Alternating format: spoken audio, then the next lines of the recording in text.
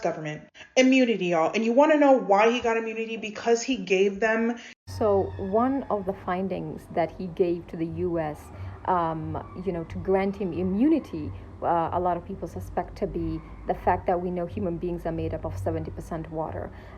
So Unit 731 was a biological and chemical warfare unit for the Imperial Japanese Army.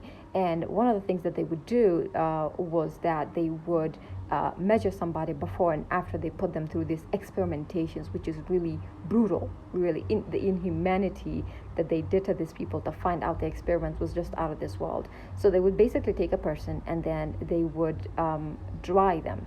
They would basically just skewer all the water out, and then they would basically measure the before and after, how many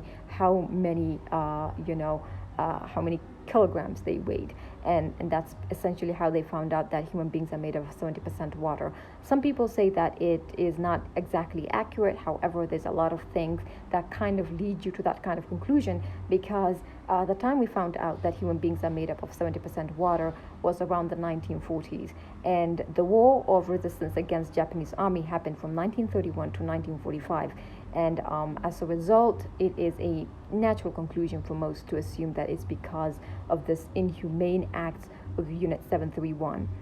And truly a horrible, horrible thing to happen to people. And I really, when people start to, talk about atrocities that people have done, I feel like a lot of people do not take into account what Japan has done